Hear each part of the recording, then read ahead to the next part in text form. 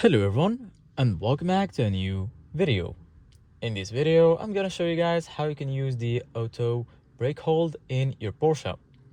So if you guys want to learn how to do it, just follow the steps that I'm gonna show you.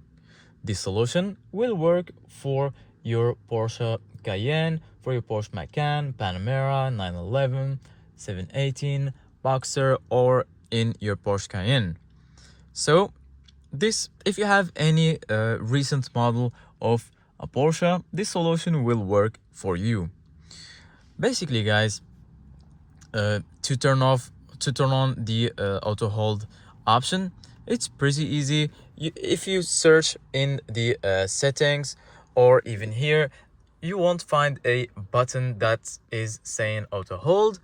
Even if you go here to your car settings, you won't find it. So basically, guys, it's pretty simple. Just when you're driving, it's a feature that is already turned on in any of the recent model of Porsche. So when you're driving, once you hold the brake button, you're going to find a green icon here in your dashboard.